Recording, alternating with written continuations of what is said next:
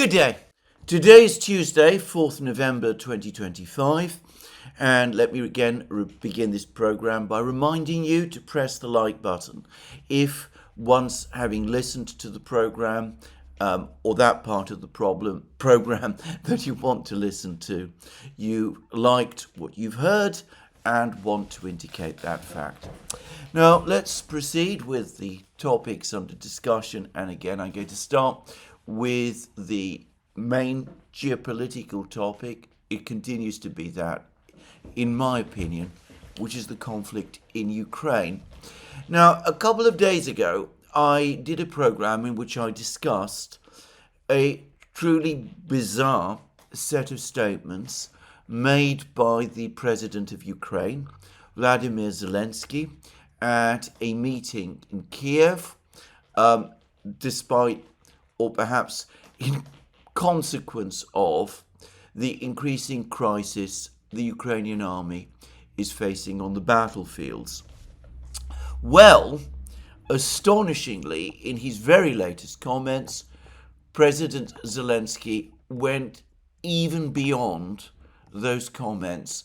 The comments that he made this time struck me as so astonishing, so strange, that, to say it quickly, I'm starting to doubt whether indeed, despite comments I've made recently about the stability of the government in Kiev, whether it is going to be possible for him to remain president of Ukraine for very much longer, because they suggest to me a complete lack of understanding or comprehension of the realities of the situation on the ground. So President Zelensky said that the situation in Kupiansk is not just under control, but that the Ukrainians have recaptured Kupiansk. He says that there are only 60 Russian troops left in the town, and that the Ukrainians are now busy engaging in mopping up operations to track them all down and to take them prisoner, or perhaps to kill them, or something of that kind. He said that the Russians have made no progress at all in Pokrovsk, and that the situation there in Pokrovsk continues to be very much, almost completely in fact, under Ukraine's control. He put the number of Russian troops inside Pokrovsk at between 250 and 300.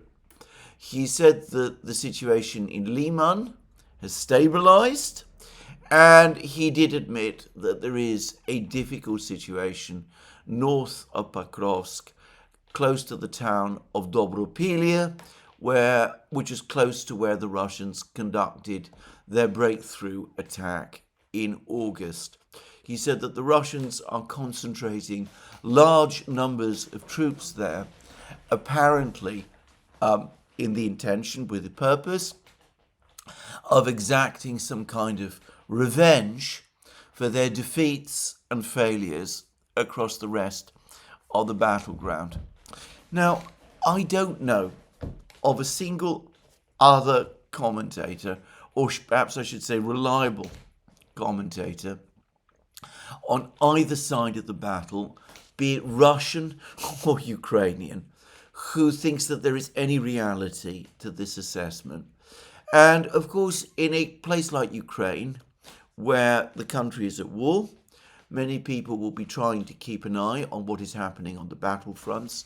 They will be accessing the internet to the extent that they can do, which I suspect is substantial. And they will have some knowledge of the fact that the situation in these places, Kupiansk, Pokrovsk, Liman, elsewhere, is not at all as President Zelensky is saying. Now, Mariana Bezuglaya, the Ukrainian dissident MP, who some people still insist is in some way connected to Zelensky and is used by him as some kind of attack dog against the Ukrainian leadership. Military leadership. I have never agreed, by the way, without interpretation. Anyway, she has come out and said in the strongest terms that this is all absolute nonsense, that it bears no connection to reality, and she has she has actually accused Zelensky, the president of Ukraine, of lying about the catastrophic situation on the Ukrainian battlefields. Julian Repke, the journalist, the reporter of Bild Zeitung, a German journalist who is an ardent supporter of Ukraine. He has never been anything less than that. He recently ridiculed an offer that he personally received from Russian media to visit Pokrovsk himself in accordance with Russian President Putin's recent ceasefire offer. Anyway, Julian Repke has said, in flat contradiction to what Zelensky is saying, that the Russians now control around 85% of Pokrovsk. I believe that is true. In fact, I think it may now be significantly more than that. And my own view, to say it straightforwardly, is that the Battle of Pokrovsk, if one can call it that anymore, has essentially ended, and that what we're now seeing is a gradual mopping up operation and round up by the Russians of the remaining holdouts inside the Pokrovsk cauldron. But I will come to all of that in more detail shortly. I believe the same is true of Kupiansk. I think that Zelensky's discussions of the situation in Kupiansk is mostly imaginary. I suspect, well, in fact, there is no doubt that the Ukrainians have indeed carried out a counterattack of some kind in the Kupiansk area, but as we will see shortly, it's clear that it has been unsuccessful. Now, the big question is this: does Zelensky himself believe all this? Does he genuinely believe that the situation is as he is saying, or is he engaged in some kind of deception operation against the Ukrainian people? Now, the second is very bad, but the first, if possible, is perhaps even worse.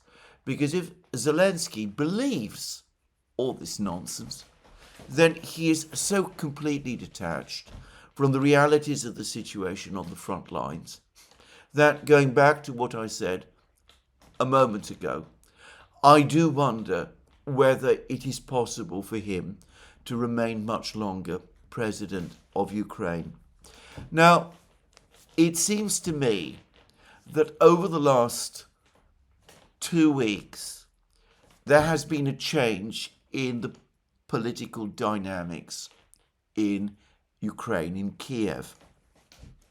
Previously, when there were political challenges to President Zelensky, they came from what might be called the liberal end of the Maidan movement, people who were still ardent supporters of Ukraine's struggle with Russia, but who basically looked to the West and looked to the West for support and saw Ukraine's integration with the West. It seems to me that what has begun to happen over the last 2-3 weeks, as the situation on the battlefields has deteriorated, is that the more ultranationalist groups, the Azov and Aidar units, and their leaders, people like Biletsky and others, they're starting to assert themselves.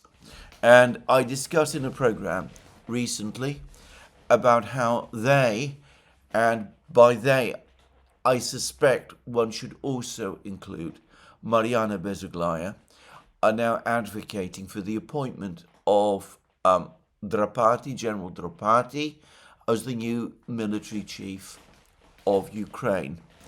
Now, this looks to me an attempt to force the party on Zelensky and perhaps ultimately transfer conduct of the war away from Zelensky to these ultra-nationalist hardliners.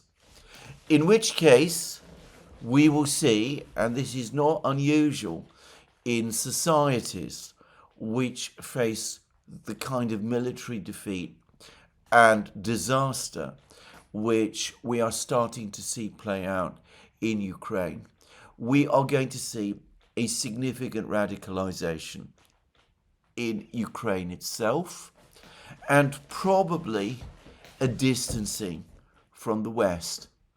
Obviously, whatever Ukrainian government remains in control in Kiev will still have to rely on the West. But I suspect that they will be less keen on things like joining the European Union, for example, than Zelensky himself has been. And of course, this radicalization that I'm talking about may not be widely supported within the wider Ukrainian society. And I can imagine that he could sharpen divisions and sharpen them very considerably over the next few weeks and months. Well, this is all very speculative at the moment. I would say that if there is going to be a challenge for Zelensky, it is going to come from these far-right nationalist groups, not from the more liberal figures who are associated in the West with the Maidan movement and the opposition to Zelensky.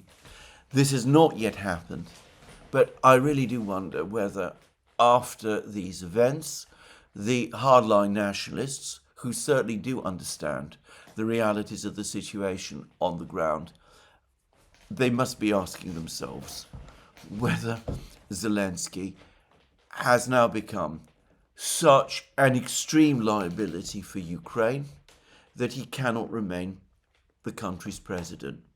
Because if he is talking in this way, and worse still, if he is thinking in this way, then, as Bezaglaya hinted, he is no longer remotely capable of making proper decisions. Anyway, with that, let's now get on to the actual military situation. But before I do and talk about the situation on the ground, just to say that last night Russia conducted another major combined missile and drone attack across Ukraine. A particular town that seems to have been targeted is the city, small city, of Pavlograd, which incidentally lies to the west, directly to the west of Pokrovsk. If the Russians capture the motorway, well, of course, they're already occupying the motorway that leads stretches of the motorway that lead from the city of Dnipro on the Dnieper River to Pokrovsk. If you take that motorway from Pokrovsk and drive west, you will eventually get to Dnipro, the great city on the Dnieper, but you will pass through the smaller city of Pavlograd first. And if the Russians really do have plans to advance westwards towards the Dnieper from Pokrovsk along this motorway, then obviously they will have to capture Pavlograd. And Pavlograd itself, some say that even though it's fairly big, significantly bigger than Pokrovsk, is difficult to defend. It doesn't have a chain of other towns and dense villages and industrial plants and things of that kind, such as you find in Donbass, which can provide an interlinked fortification system. And there are some claims that the fortifications around Pavlograd are anyway very light and poor. Anyway, Pavlograd nonetheless does act as a logistics hub for the Ukrainians. I mean, it's a place where their troops and their supplies are assembled before they're sent eastwards towards Donbass, and it's played that role throughout the war.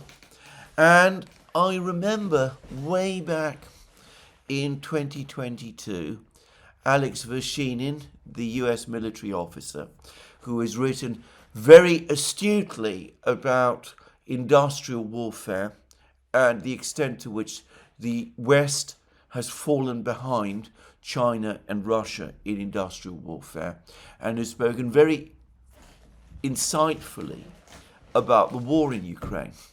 Anyway, he spoke about how Pavlograd is a city that the Russians might indeed at some point want to capture. Anyway, I am not going to go and anticipate Russian moves. As I've said previously, it's now absolutely clear to me that the Russians are working to a very careful and carefully thought through battle plan. I've discussed why in previous programs, but I'm not going to try and second guess what that battle plan is. For the record, I still believe that the Russian priority is to roll up the remaining towns in Donbass, Slavyansk, Kramatorsk and Konstantinovka once Pokrovsk is captured, though doubtless they will turn to Pavlograd eventually, unless there is a peace settlement first. Anyway, let's talk now about the situation on the battlefronts. And Julian Repke, as I said, from Bild Zeitung, now says that the Russians control 85% of Pokrovsk. Now, in fact, we have now received a certain amount of video footage showing the situation in Pokrovsk and Mirnograd, and they do give us some insight into what is taking place there. But let's first turn to the Russian Defense Ministry, who are now providing us far more detailed accounts of the progress of the battle than they did earlier in the war. And this is what they say. In Pokrovsk, assault groups of the 2nd and 51st Army continue to neutralize the encircled Ukrainian troops. Russian units have liberated 4 buildings in the Prigorodny residential sector of the eastern part of the Centralny district. Gnatovka and Rog, these are 2 villages that are located between Pokrovsk and Mirnograd, are being mopped up. 24 buildings have been liberated. This is in the Pokrovsk area. And then the Defense Ministry goes on to say 10 enemy attacks made in order to escape the encirclement were repelled in the north and northwestern directions from Pokrovsk.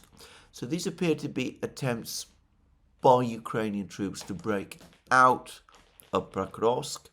They were defeated. And then the Defense Ministry says 3 attempts to unblock the Ukrainian group of foreign mercenaries from Grishinyo were thwarted. So that looks like the Russians are now talking about a group of foreign mercenaries, a unit of foreign mercenaries located within the cauldron in Pokrovsk. There was an attempt to enable it to escape, again to Grishinyo, the village to the west of Pokrovsk, which remains under Ukrainian control.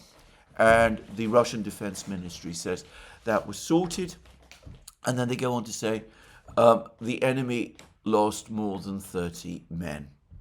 And then turning to Mirnograd, they say this, that units of the 5th Motorized Rifle Brigade, 51st Army, have liberated a further 17 buildings in northern, eastern and southeastern parts of Mirnograd. and move towards the Zapadny neighborhood. The expansion of the control zone and the tightening of the encirclement around the enemy from the east are underway. Up to 205 enemy troops, 2 pickup trucks, and 1 artillery gun were neutralized. In total, up to 430 troops, Ukrainian troops, a tank, 3 armored vehicles, 7 motor vehicles, 3 artillery guns were neutralized in the group of Russian army's center group's area of responsibility. Now we have some video footage that confirms this.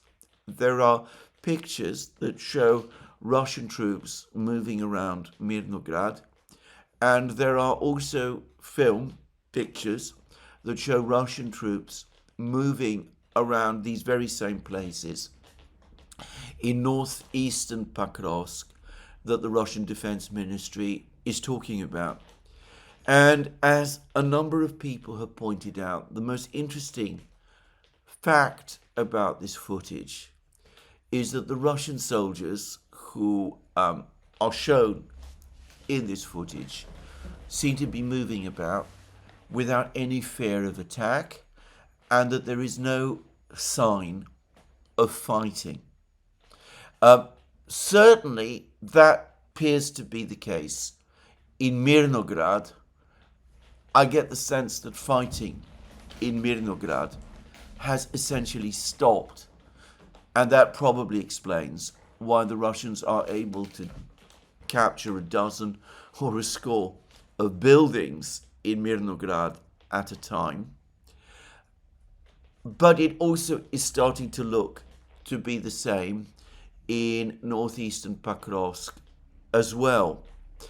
And I ought to quickly say that I suspect that the Russians now have physical control over the fields between Mirnograd and Pokrovsk, south of these 2 villages that the Defense Ministry were talking about, Gnatovka and Brog.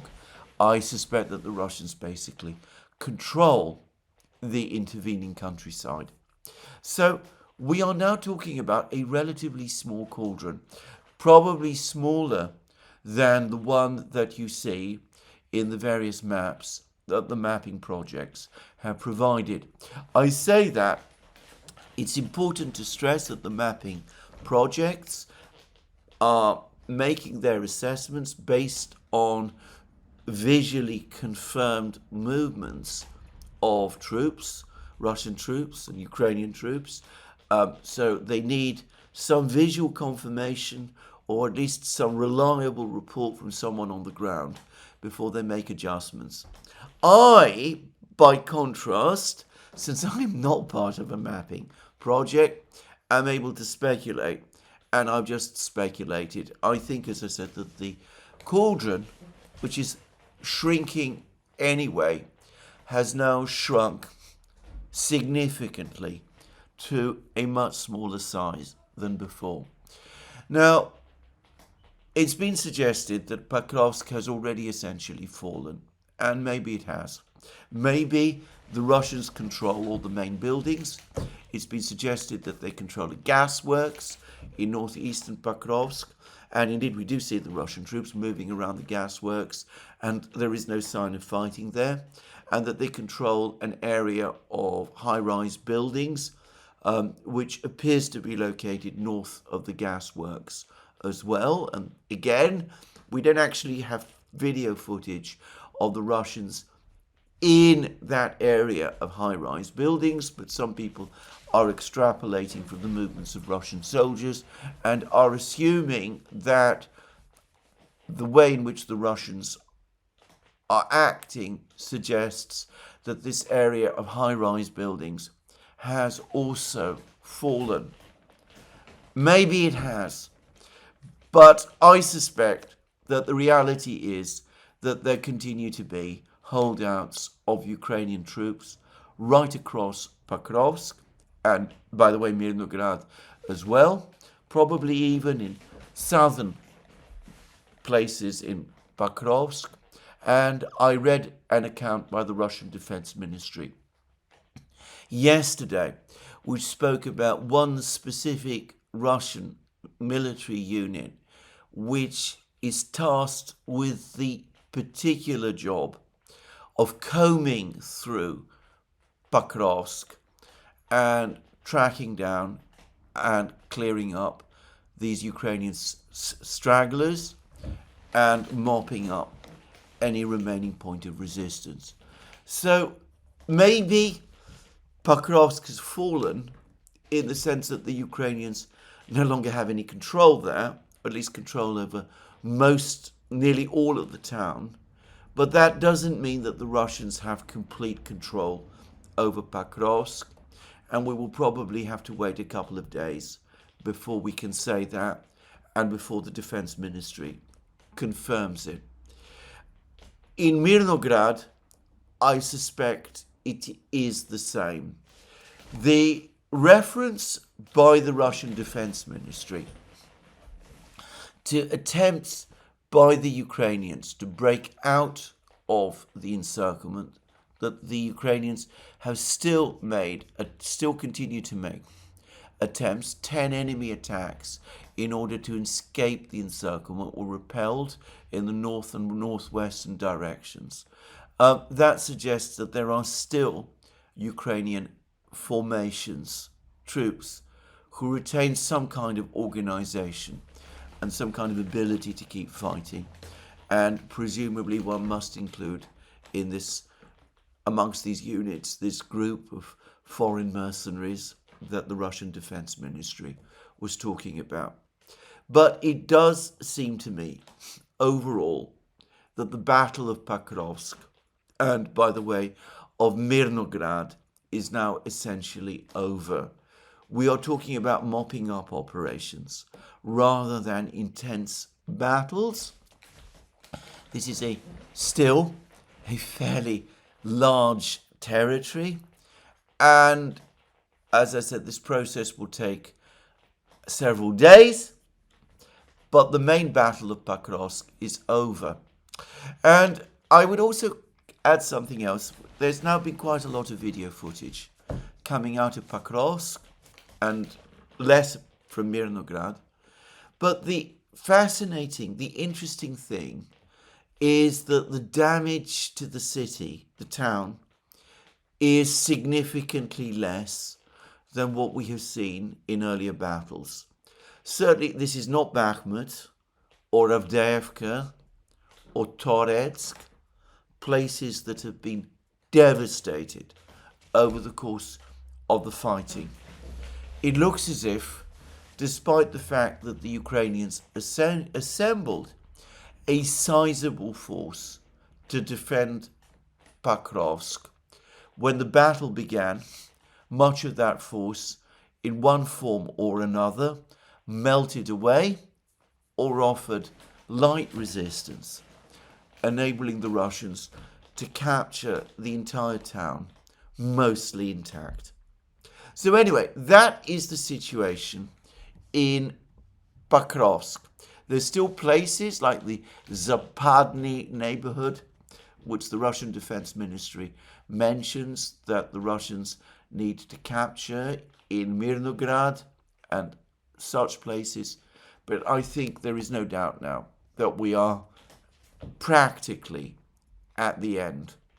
Anyway, what about Kupiansk? Because, of course, this is where Zelensky claims that the Ukrainians have been tremendously successful. They have recaptured Kupiansk. There's only 60 Russian soldiers left there. It's now just mopping up operations for the Ukrainians to establish or tighten control of Kupiansk. And the Ukrainians in Kupiansk have achieved a famous victory. Now, there is a lot less video footage from Kupiansk than there is from Pokrovsk. Pokrovsk, for obvious reasons, has been attracting a lot more attention. But for the record, this is what the Russian ministry of Defense is saying about the situation in Kupiansk. In the vicinity of Kupiansk, units of the 6th Army continue to tighten the encirclement around the enemy.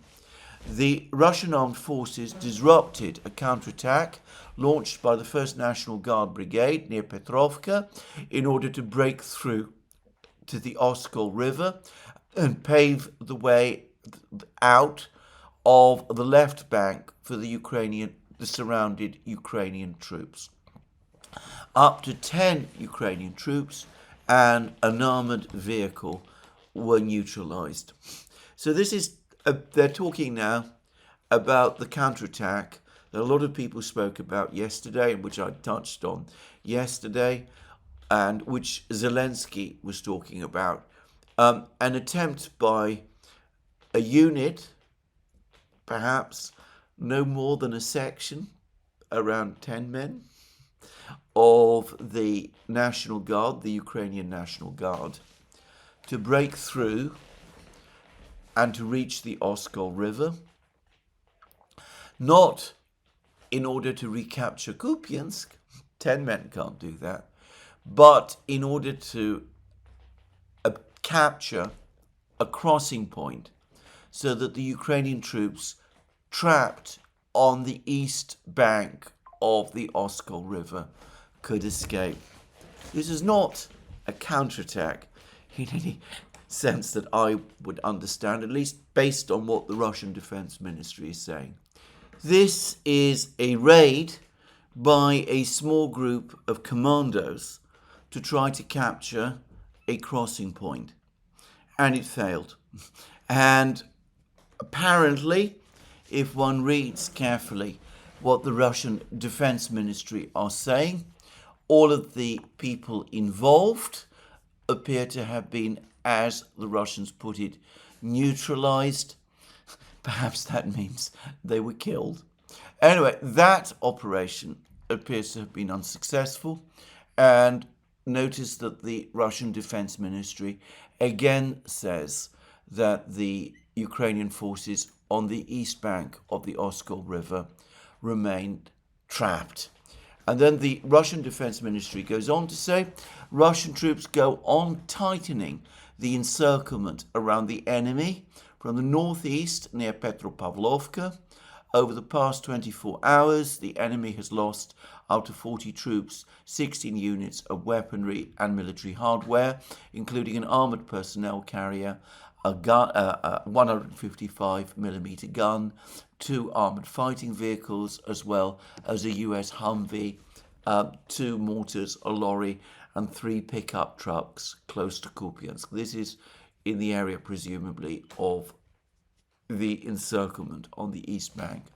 In total, more than 220 troops, enemy troops, 5 armoured vehicles, 21 motor vehicles, and 1 field artillery gun have been neutralised in this area.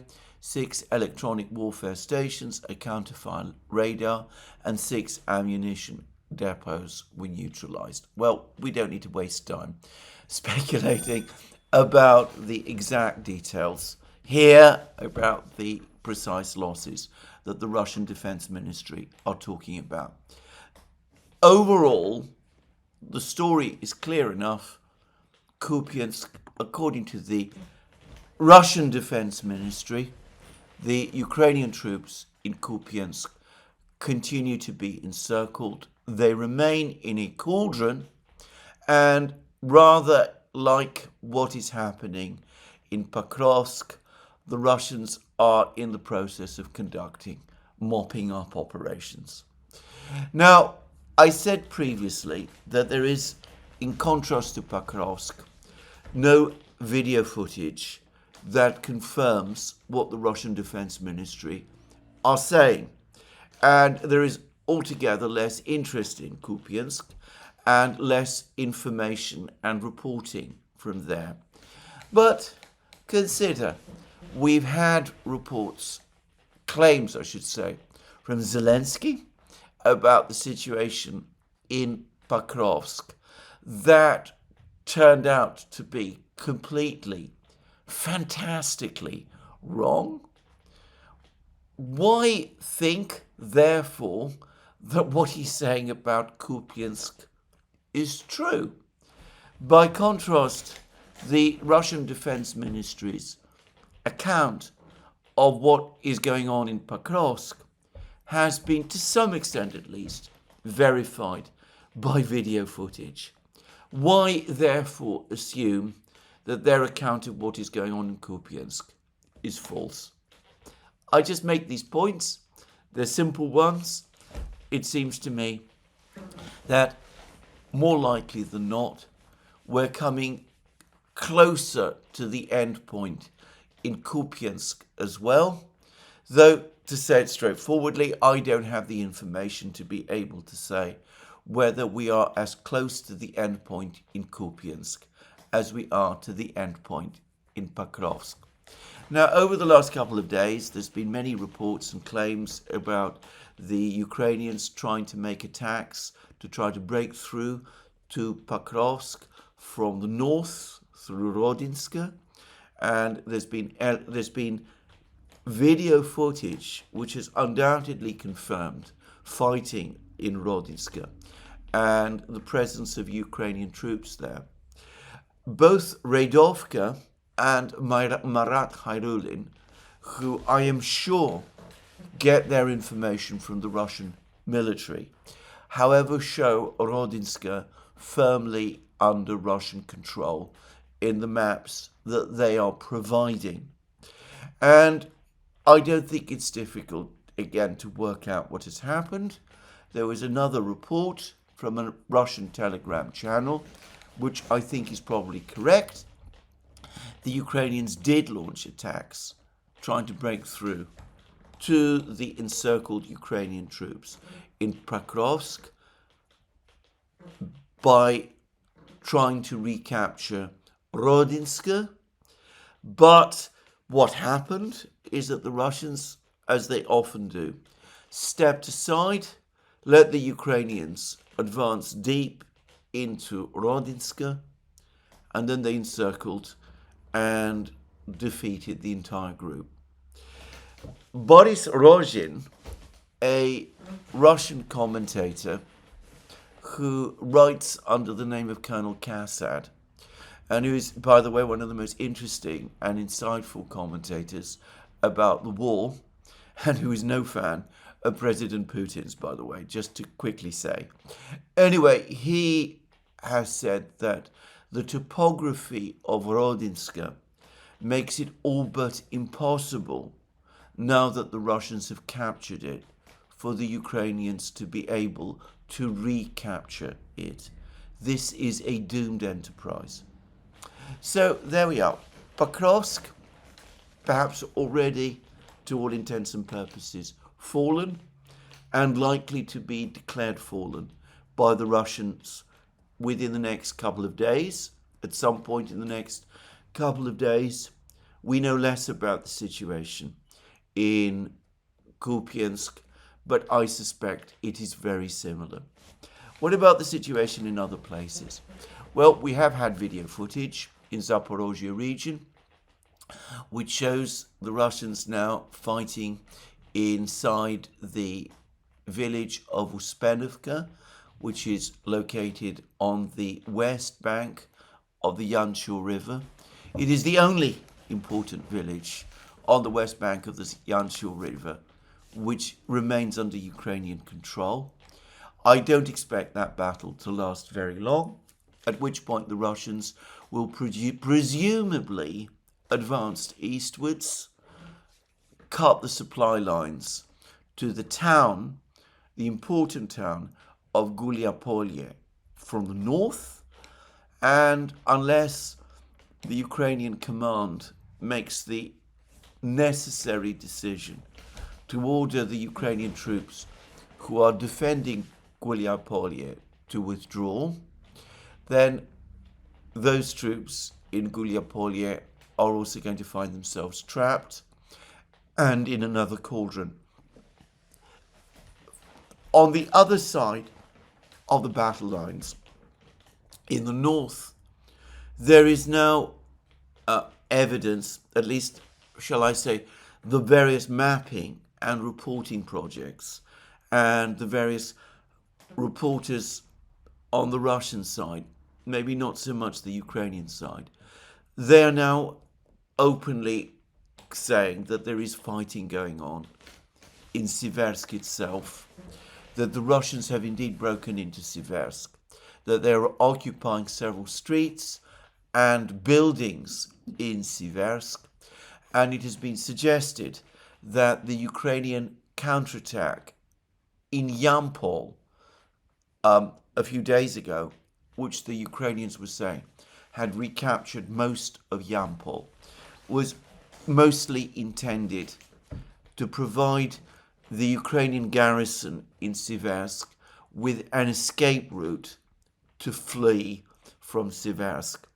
Well, that may be so, but that, of course, depends on what the situation in Yampol now is like.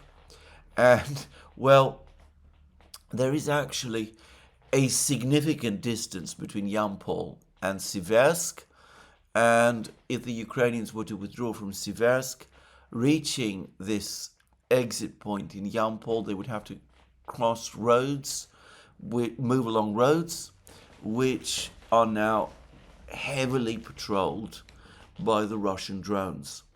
Bear in mind again that it is the season of the Rasputitsa. The fields north and south of these roads are now very muddy, very difficult to escape across. There is constant rain, I believe, in which case, if the Ukrainians are indeed now going to make a quick dash from Siversk and try to escape towards Yampol and beyond Yampol to Slavyansk itself, well, in that case, they're going to have to use the roads. I can't really see how it can be done across the fields, given the distances involved and given the climate and the weather conditions and the condition of the soil. So, looks as if the Battle of Siversk is perhaps not quite finished, but we have probably a few weeks, maybe 1 or 2 weeks left. These are just guesses on my part. Siversk is not a big place. It's been difficult for the Russians to reach because it is on a hill, and there have been water obstacles and smaller villages around Siversk, which the Russians have had to capture before they could reach Siversk itself. But now it seems universally accepted that the Russians have reached Siversk and have broken into the town.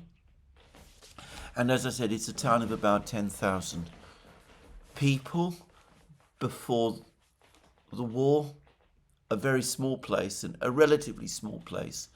In other words, I cannot imagine that it can be defended by the Ukrainians for very long.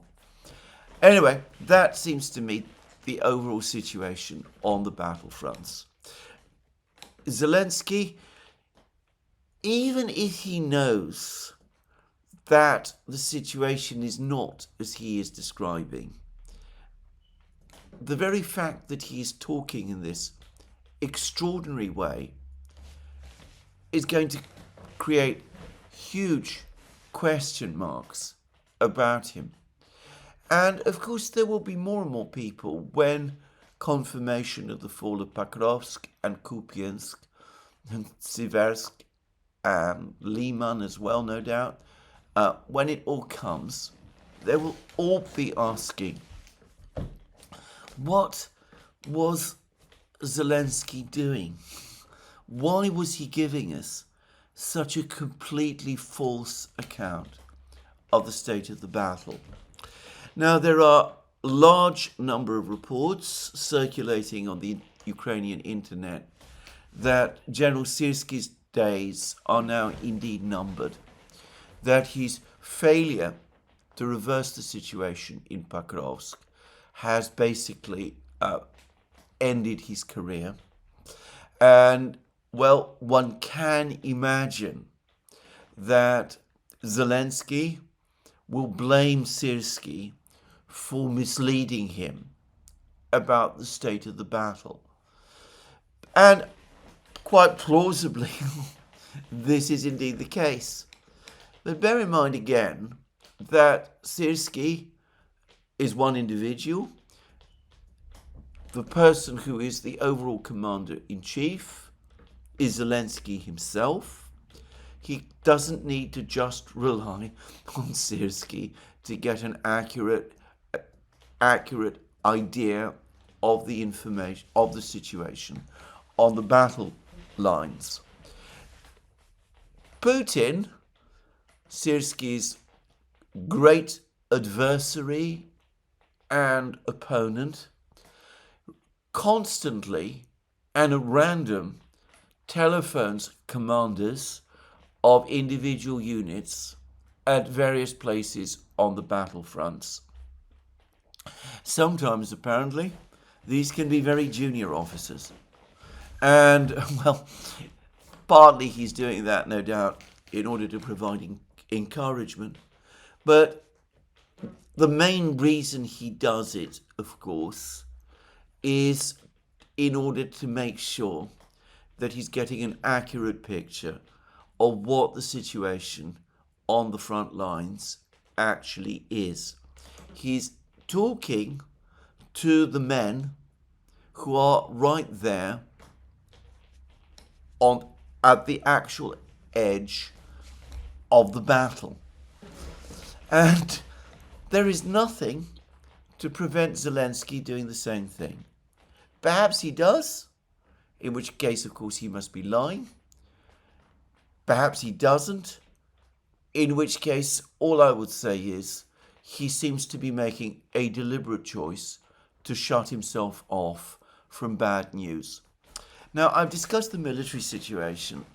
Yesterday in my program, I also touched on the financial situation. The fact that Ukraine is now in a very grim financial situation indeed. Even Zelensky is admitting this. He says that Ukraine has run out of money to restock its reserves of natural gas, and more money from the West is needed to do that. And it's now widely anticipated, by the way, that there's going to be a very, very cold winter in Ukraine and in Central and Eastern Europe, and colder than the winters we have had previously in the war. And of course, as I've discussed in several programs now, the situation with the Ukrainian energy system is much worse than it has been in any earlier winter. And the reason for that is because the Russian attacks on that energy system have been much more intense. But, of course, it goes beyond that, because it's been obvious for some time now that Ukrainian industry has essentially stopped functioning, and the Ukrainian agricultural system does function, but it must be under extreme pressure as the war intensifies, and that Ukraine has become essentially or mostly a service economy. What industrial activity still takes place is entirely connected to the war. Workshops, for example, scattered across Ukraine trying to put drones together. Zelensky's attempt to get his Flamingo missile operating has been unsuccessful, at least so far, precisely for the reasons that I've discussed. And anyway, as I also discussed in my program yesterday, Ukraine's defense budget is ballooning, and I've touched on in yesterday's program on some of the reasons, probably an explosion of corruption and things of that kind.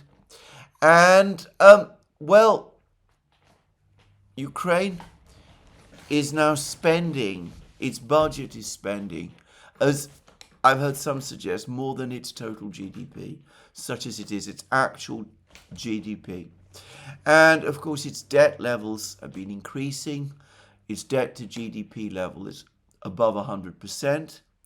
And of course, there's also probably an enormous pile-up of private debt in the economy about which we have less and less information.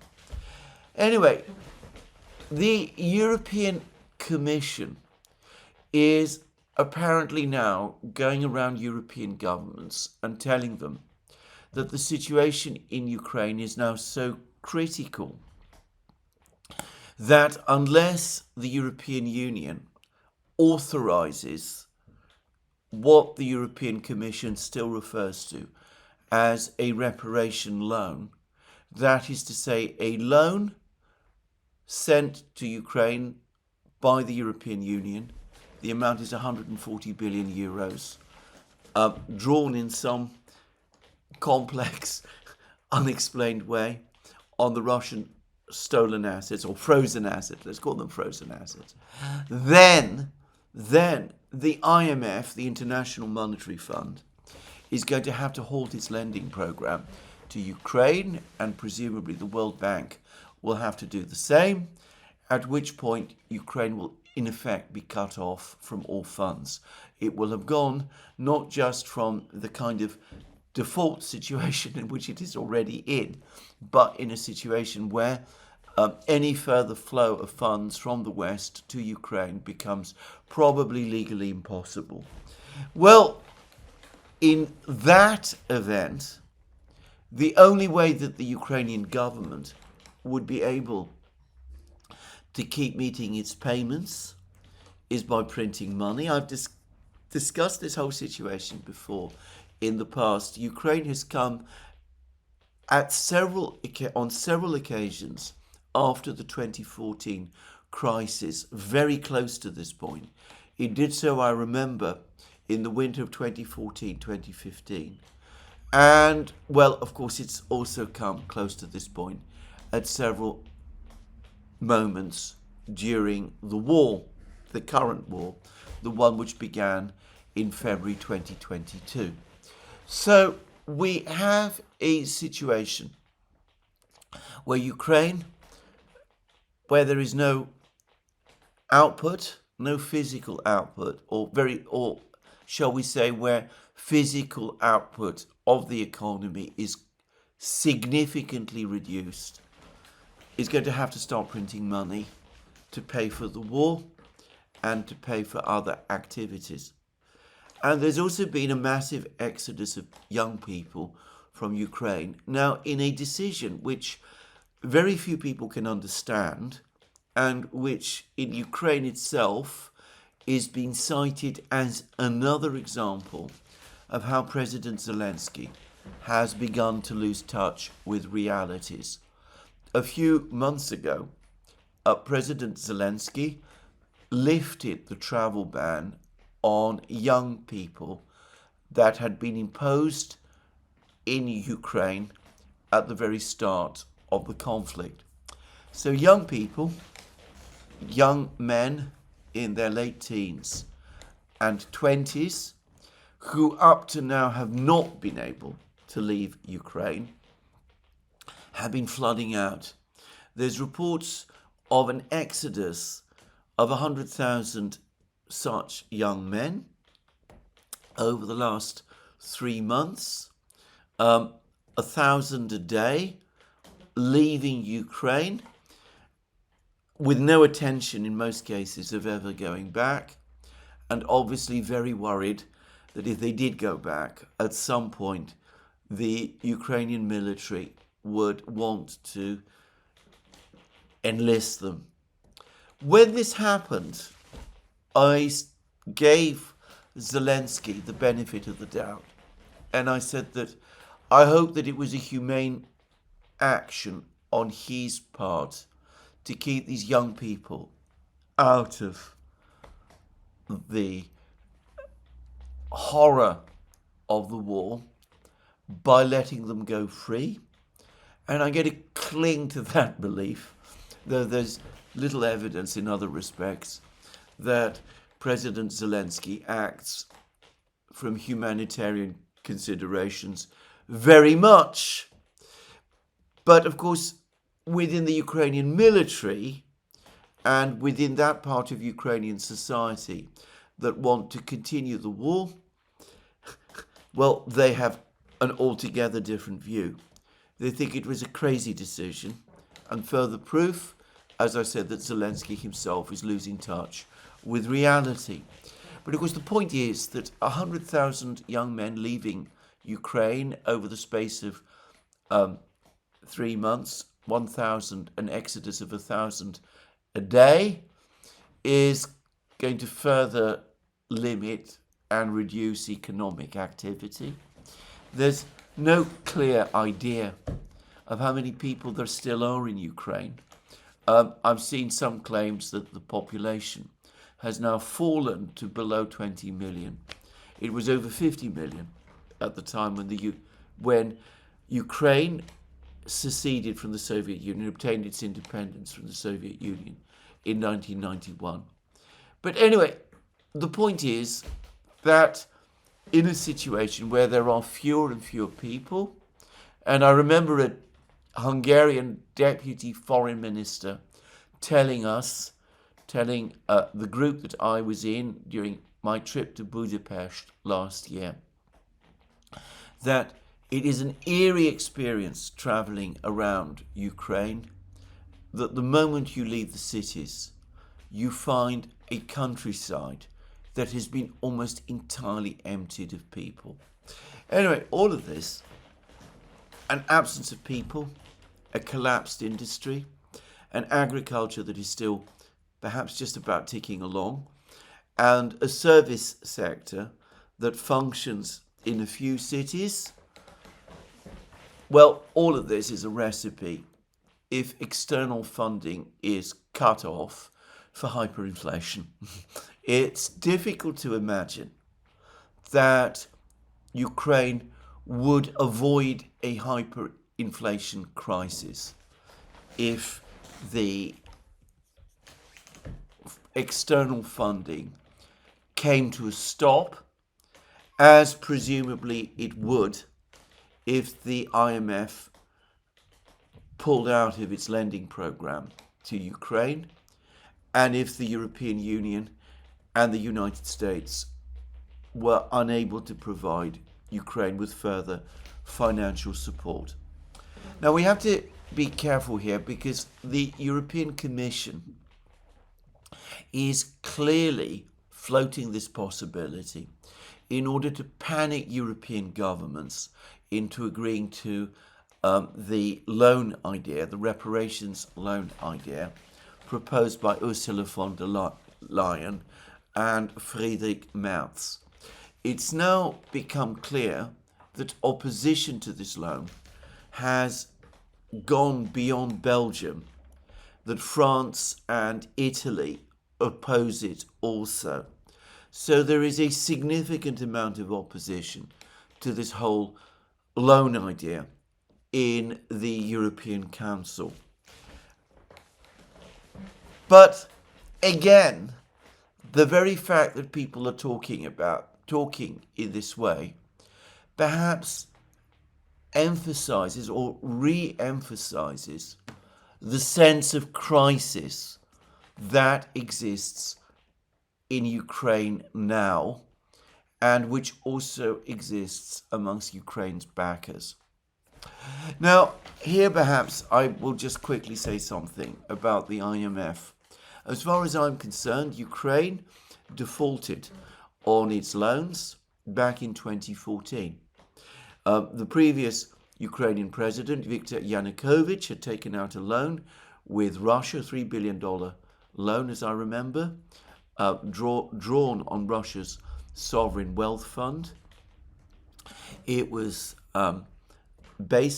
it was a loan taken out in basically Irish bonds, as I remember, guaranteed or supposedly guaranteed in the London financial markets. As soon as the Maidan coup took place, Ukraine refused to pay the loan. The Russians took legal action to get the loan paid in the High Court in London. The judge at first instance, Mr. Justice Blair, the brother of the Prime Minister, Tony Blair, found, as I assumed he would, in favour of Russia, but the Court of Appeal overrode his decision, citing arguments which I will say straightforwardly I don't understand. Anyway, there was then supposed to be a further appeal to the British Supreme Court, but if such an appeal has ever happened, I've heard nothing about it. Now, as far as I'm concerned, that was a default, and the IMF should have stopped its lending program to Ukraine at that time. Pressing on with its lending program to a country that is in default of its loans is contrary to the IMF's charter and rules. The IMF paid no heed. Christine Lagarde, who was at that time the IMF's head, just acted as if this whole default had never happened, and the IMF, despite bitter argument within its board, just went on lending to Ukraine and have continued to lend to Ukraine and to support Ukraine throughout every stage of the crisis since then. Inevitably, that has caused further divisions within the IMF itself. And if there is any truth at all to this story that it is now on the brink of reconsidering its further lending program to Ukraine, well, I'm going to suggest that Christine Lagarde, who of course now heads the European Central Bank, and other IMF officials who acted in the way that they did and who have as a result lost the IMF a huge amount of money, should be held to account for what they have done. I doubt, of course, they will. More likely they will all be promoted to some other position. That is the iron rule in the West today. But anyway, I wanted to say that. That is what I wanted to say about this. So, Zelensky must be aware of all of this. He must be aware that there is at least a possibility that in 6 months' time, Ukraine could be facing a hyperinflation situation. Ukraine does have some capable technocrats, and they're no doubt explaining all of this to him. The big unanswered question for me is, what does he really know about the situation on the battlefronts, and what will he do when he finds out? Well, one thing he perhaps will do is sack Syrskyi, and no doubt he will blame Syrskyi for misleading him, but I've already discussed that, and how, as far as I'm concerned, that is a completely unconvincing defense. Anyway, on the other side, on the Russian BRICS side, the situation again looks profoundly different. Now, I've said in recent programs that there has been very strong delegations from Russia, one headed by the Russian Prime Minister, Mikhail Mishustin, and the other headed by the Russian Deputy Prime Minister in overall charge of the economy, Denis Manturov. They have both been in China. Now, I assumed that Manturov and Mishustin would come together and they would both join up for the meeting which took place yesterday with Xi Jinping. It seems that Manturov actually completed his business and has returned to Moscow. But nonetheless, Mishustin did go ahead and did indeed meet with Xi Jinping. And he brought a large part of the Russian government with him. So amongst the people who participated in this meeting were the Russian finance minister, Anton Siluanov, and the Russian economics minister, Maxim Reshetnikov, and all sorts of other Russian officials. And Mishustin, when he met with Xi Jinping, had all of these people with him, and Xi Jinping had much of the Chinese government with him as well. Bear in mind that before the meeting between Mishustin and Xi Jinping, Mishustin also had a meeting with the Chinese Prime Minister Li Qiang. And Li Qiang has subsequently made comments. He said that China and Russia are now going to take steps to coordinate and harmonize their economic development strategies. They're going to dovetail them. And, well, in contrast to the rather icy readout that the Chinese Foreign Ministry provided of the meeting between Xi Jinping and Donald Trump a week ago, the readout of Xi Jinping's meeting with Mishustin, as I said, each acting as heads of delegations with all sorts of officials involved. Anyway, the readout from the Chinese Foreign Ministry of this meeting has been much more detailed and much more effusive. I would also add that the meeting took place in the Great Hall of the People. This is the usual place where Chinese leaders meet foreign dignitaries. But sometimes the Chinese leadership meets lower-ranking officials at Diayutai, the state guest house. But this meeting took place in the Great Hall of the People. And Mishustin, interestingly, was provided with a guard of honor from the Chinese army on his arrival. And then the Chinese Foreign Ministry's readout makes comments like this. President Xi pointed out that anchored to the goal of higher level and higher quality development, Chinese-Russia relations have forged ahead this year despite the turbulent external environment. It is our shared strategic choice to uphold, consolidate, and develop China-Russia relations.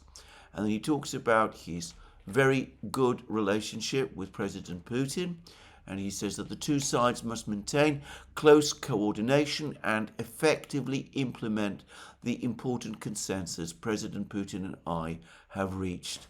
And then he goes on to say that both sides should steadily expand mutual investment, carry out effective cooperation in traditional areas such as energy.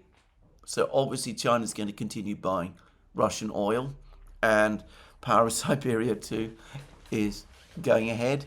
Connectivity, agriculture, aviation and aerospace, tap potential in artificial intelligence, digital economy, green development and other new areas to create new growth areas for cooperation. Intensify people-to-people exchanges, engaging wider sections of the two societies in joint pursuit of friendship and cooperation. And then he talked about China's 15th five-year plan and how China is advancing modernization on all fronts, and China stands ready to work with Russia to pursue greater synergy between China's 15th five-year plan and Russia's economic and social development strategies for the continued benefit of the two peoples. So in effect, the two economies, the Chinese and Russian economies, are integrating, they're dovetailing with each other. Now, many people will say, and do say, that Russia is, as a result, in the process of becoming a Chinese economic province, a greater China. I don't happen to agree, but regardless, is that an outcome that we in the West should welcome, given that it is going full steam ahead? And for the record, the Russians have just outlined a strategy today for rare earth mining on their territory and for the expansion of refining technology, rare earth refining technology in Russia. And one can see that this is going to dovetail with what the Chinese are doing. And it cuts against the relationship between the prospective economic relationship between Russia and the United States that President Trump seemed so keen to develop. Now, other things are also happening in the wider economic world. A couple of days ago, I read an article in the Daily Telegraph by its commentator Ambrose Evans Pritchard, talking about how Russia was being undermined by the great glut in oil supplies, the excessive extra output in oil supplies, and that had been organized by OPEC. And there have been all sorts of claims that this has been engineered by President Trump using his supposed close relations with Saudi Arabia's de facto leader, the Crown Prince of Saudi Arabia, and Prime Minister, by the way, MBS. Well, what has now happened is that Saudi Arabia and OPEC are slamming the brakes on oil production.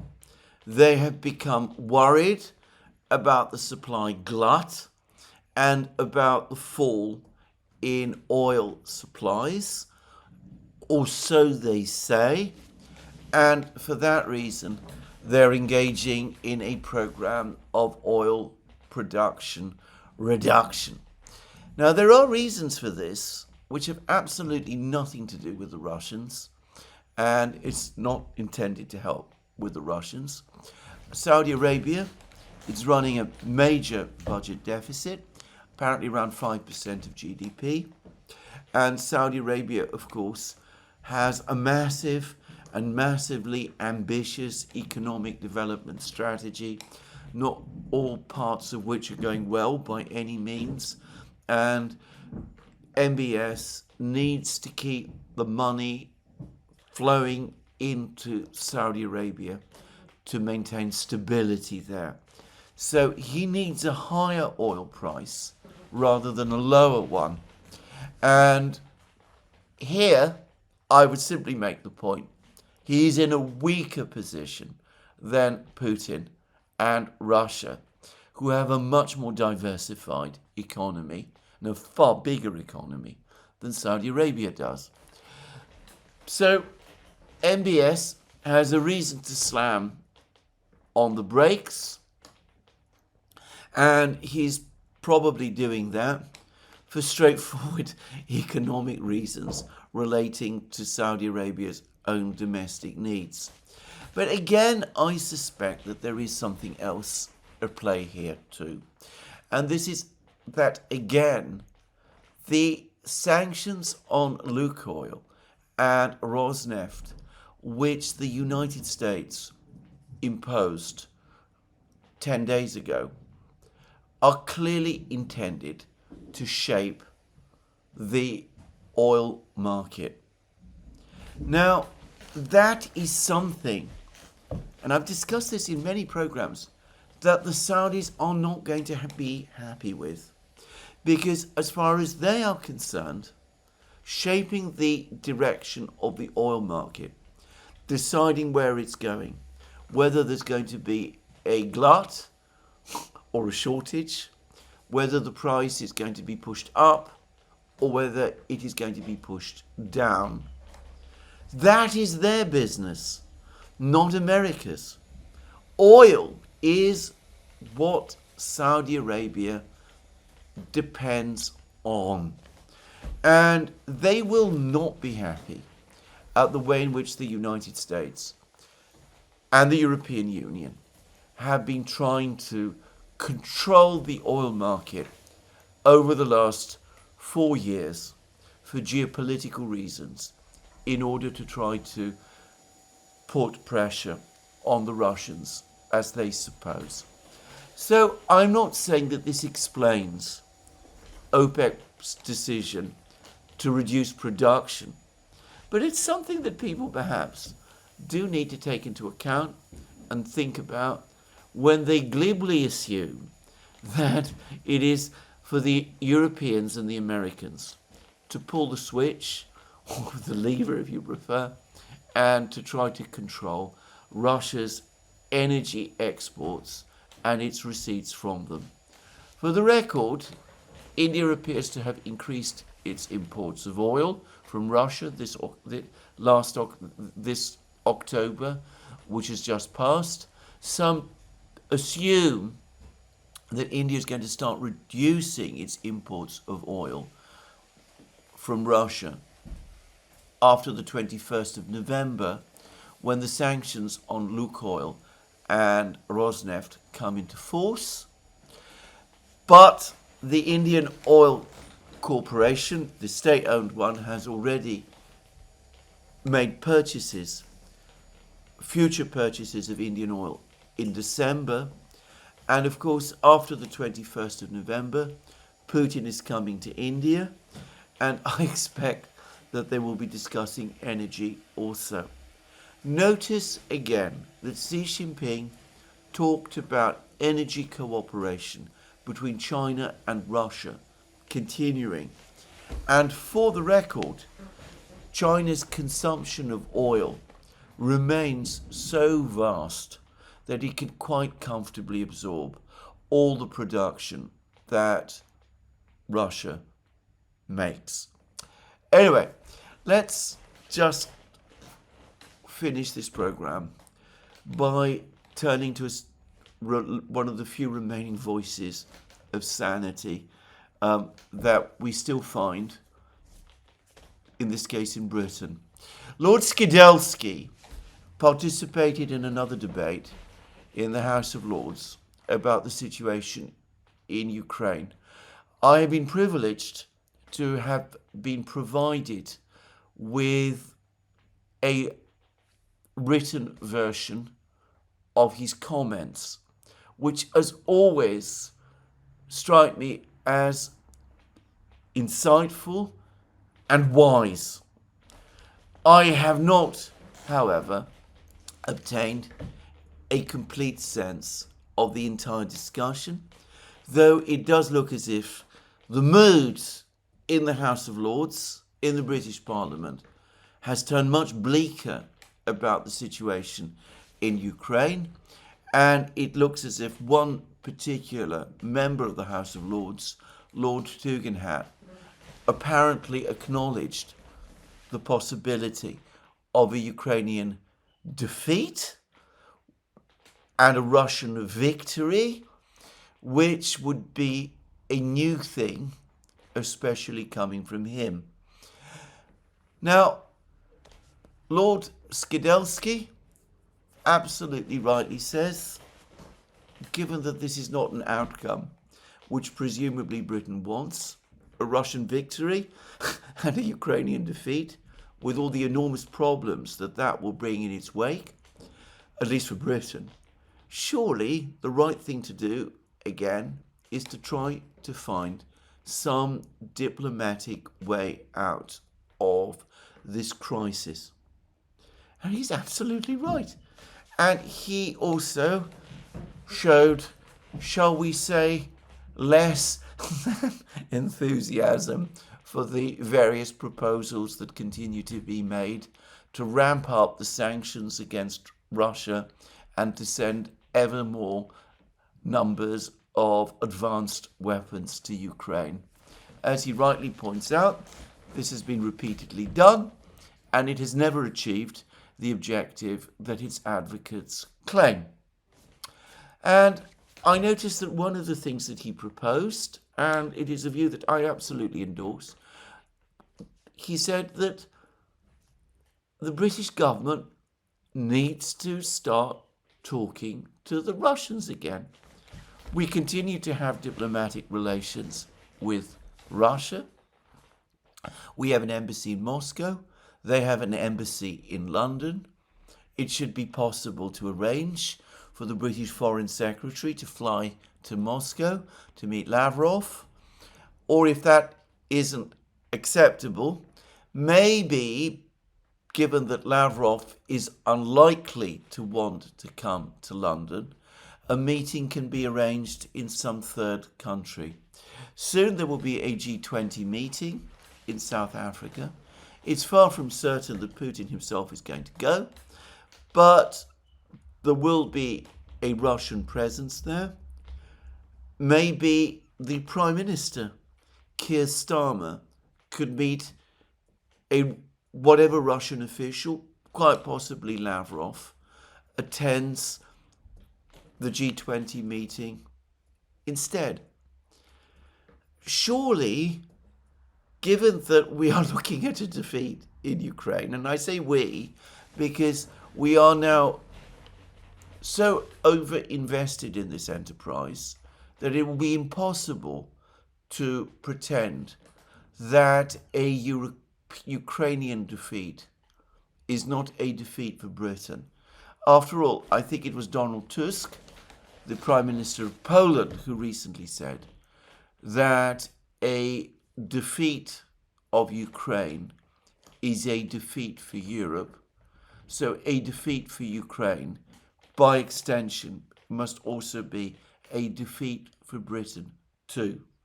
So surely we ought to be straining every nerve, looking for every route to try to find a way out. Now, I don't know what others who listened to Lord Skidelsky's comments think, whether anybody was at all receptive, but I get the impression that overall, in this debate, nobody was.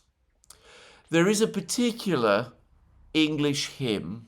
When I say it's English, the actual author of the words was an American Quaker, or at least not a Quaker, but at least an American abolitionist. There is a particular hymn of which I'm not going to pretend I am particularly, especially fond. And it refers to the still small voice of calm. In Britain, over the last 4 years, that still small voice of calm has been Lord Skidelsky. This is what I'm going to finish today's programme. Obviously, lots of other things going on in the world, but I'll try and come back to those in my next programme. In the meantime, let me remind you again that you can find all our programmes on our various platforms, Locals, Rumble and X, and also please remember to check out our new Substack page. Last but not least, if you've liked this programme, please remember also to tick the like button and to check your subscription to this channel. And of course, if you've liked this programme and like this channel, then don't forget also to check out our shop. That's me for today. More from me soon.